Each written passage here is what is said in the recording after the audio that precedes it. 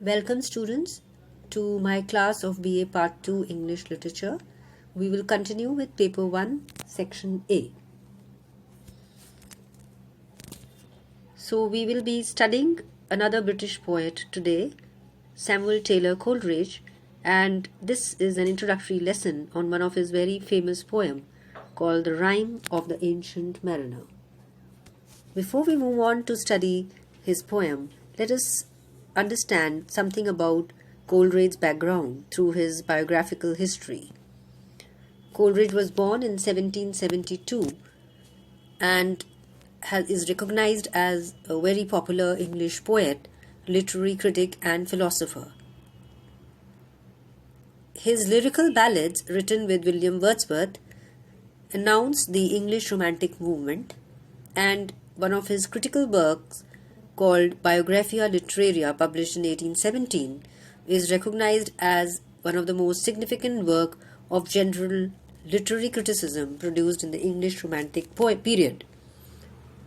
So in the previous lecture, we had talked about how Romantic era began with the publication of lyrical ballads, a joint effort of both William Wordsworth and Coleridge. It was agreed between the two that Coleridge should direct all his attention to persons and characters which are something away from the normal, that is, they are supernatural in nature, but they produce an effect of something which is very normal, which he termed as willing suspension of disbelief. And Wordsworth would be writing about something which is of this world, related to this world. And Coleridge has explained in his critical work Biographia Literaria how, with this in view, that is, creating something unusual, supernatural in his poems, that he wrote his poem The Ancient Mariner. Here it is important to note that because of the influence of Gothic novels, which were popular in the second half of the 18th century, introduction of the supernatural elements into writings had become a literary fashion.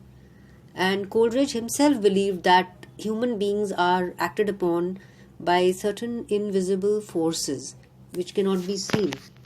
The mysterious and the supernatural had a strange fascination for Coleridge, and this led him to create characters and circumstances remote from the ordinary life.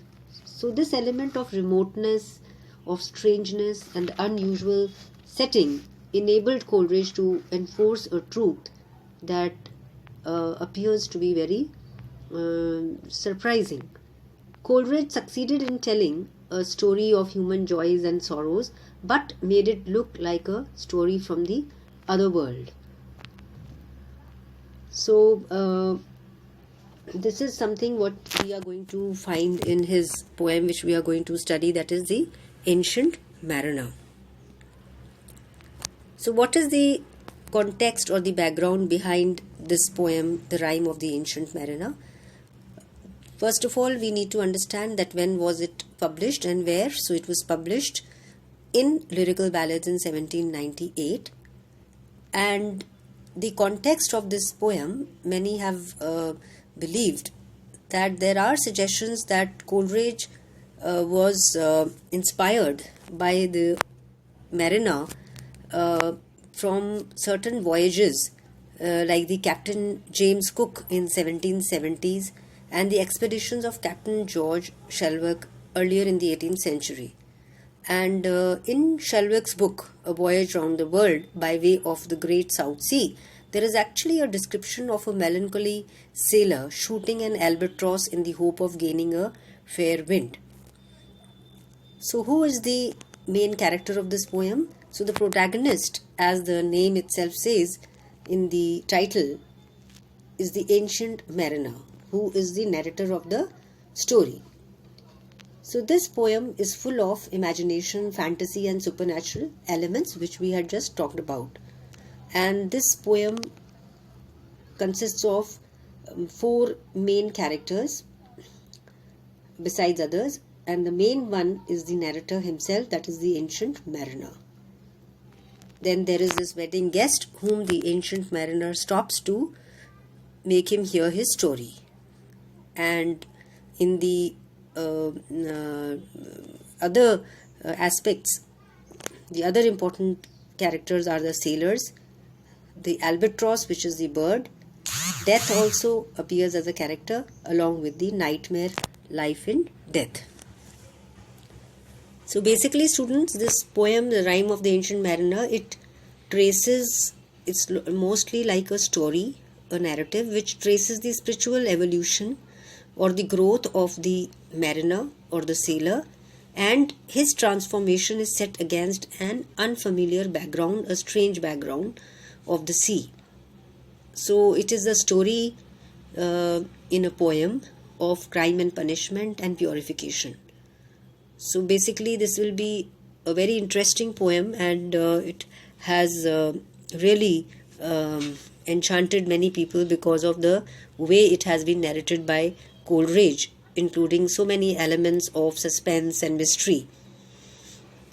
And this poem has also been described as a myth of sin and punishment, the Christian myth of sin and punishment, that if you commit a sin, then whether you get the punishment from the law of the society or the state or not, but you will get the punishment because of the moral background to it.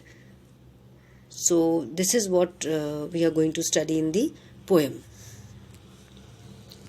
So the form of this poem is very important because it is something new which you are going to study.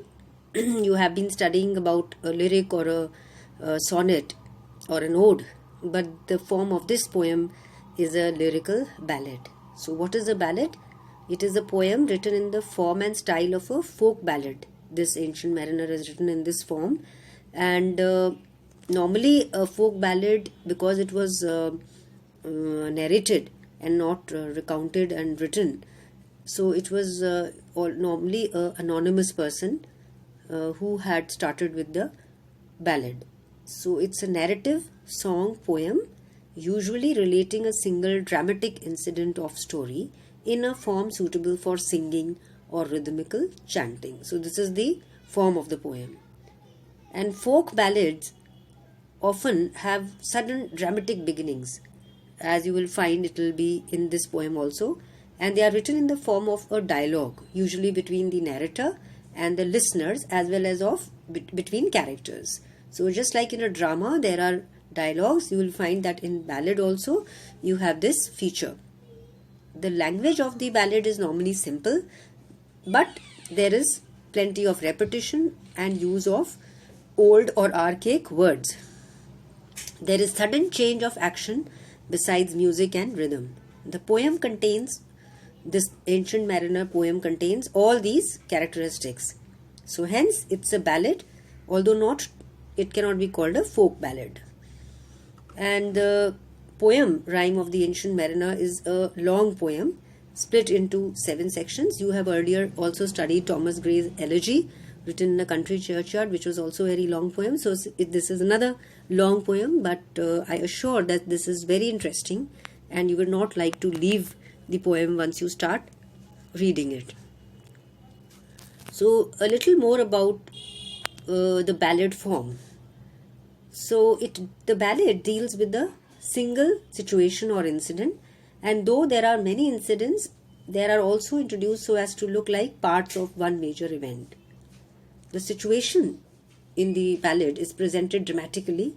The poet may make use of striking dialogues, and the effect is enhanced by repetitions, which are called as refrains. Another typical ballad element which is also present in the rime of the Ancient Mariner is the introduction of the supernatural, which gives the effect of suspense, horror and mystery. So Coleridge's use of the supernatural in this poem lies in his making it either symbolic or an instrument of a moral or spiritual development. So he does not use this just for the sake of increasing the likability of the poem or just to attract attention, but it has a deeper significance because it connects it with something moral. The introduction of the mysterious and the supernatural is therefore not meant to create a thrill, just like it was done in the Gothic novels. So it has a deep, serious purpose.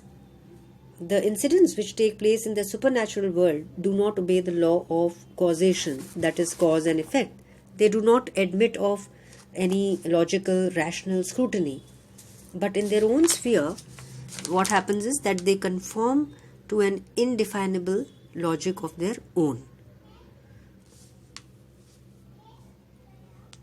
So, some of the elements of a ballad in a normal ballad, which are also can be recognized in the ancient mariner, are that, like many other romantic poets who had turned to the Middle Ages for inspiration because he was dissatisfied with the excessive reasoning.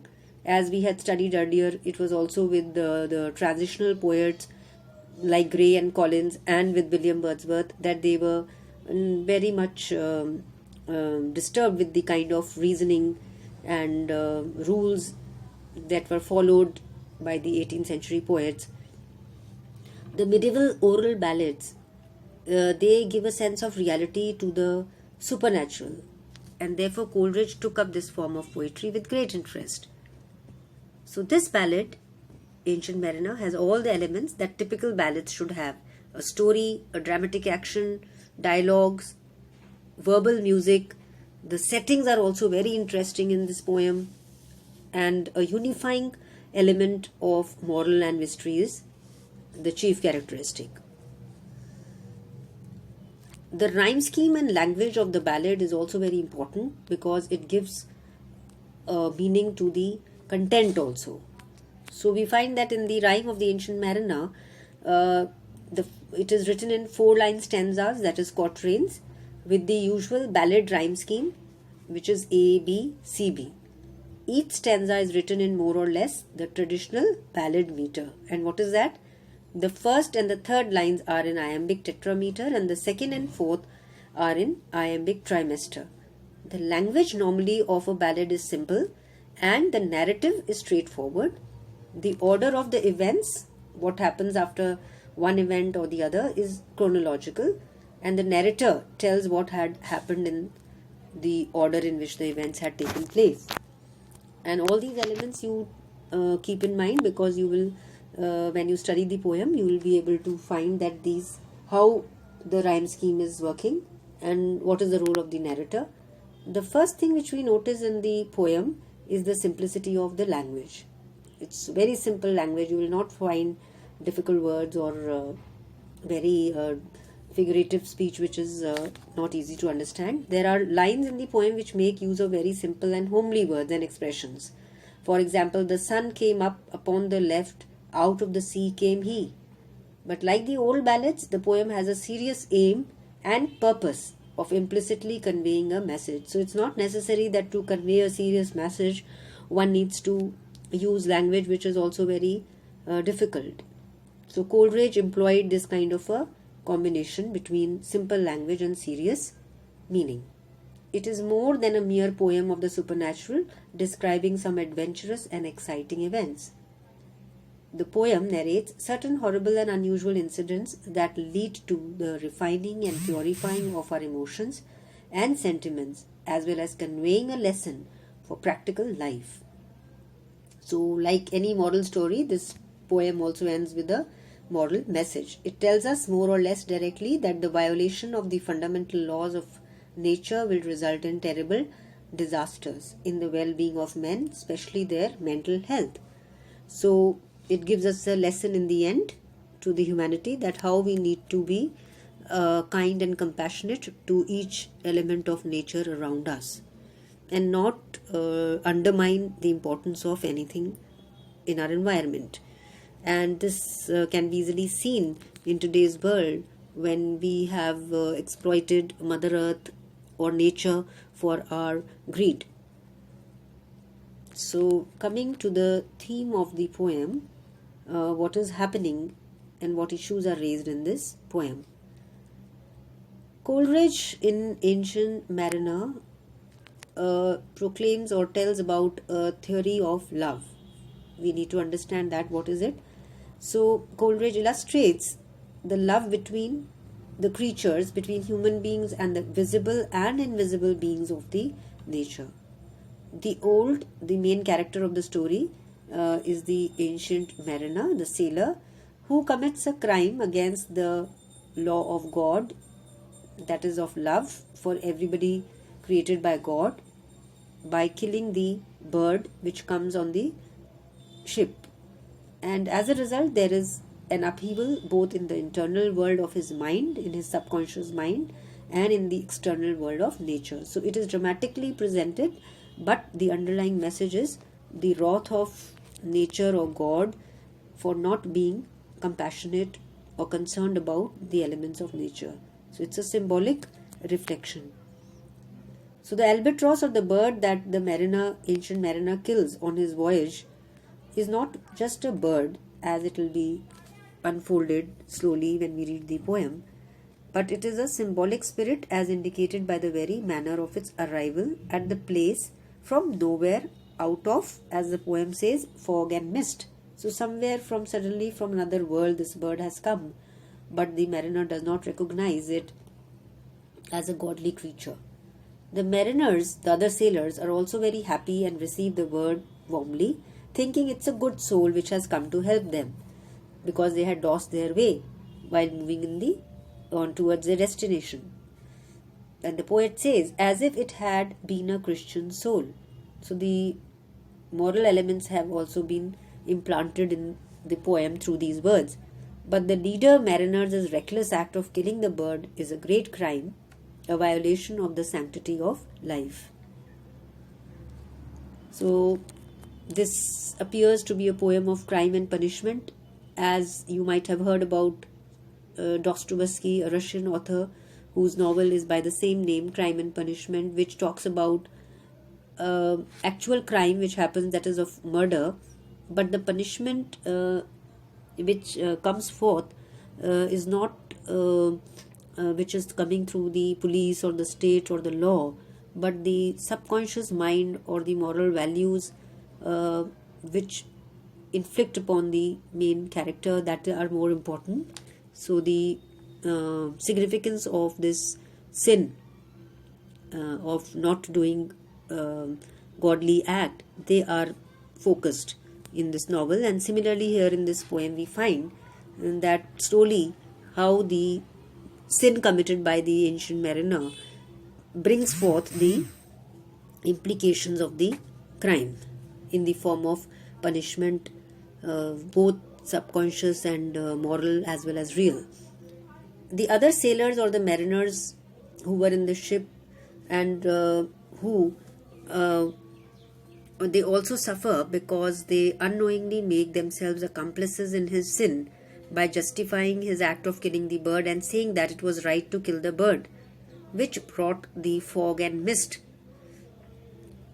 Those other sailors who did not realize the sin, they died. But the main mariner who appreciated the dirty looking snakes in the sea was atoned by the spirits that came to rush him to the shore.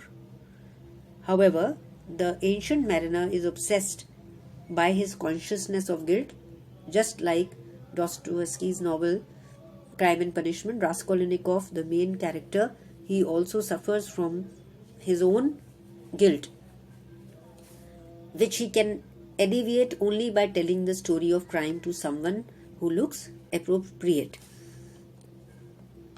So as I just mentioned in the beginning, that the poem has a moral to it, which Coleridge really wants to bring forth through this supernatural element in the poem.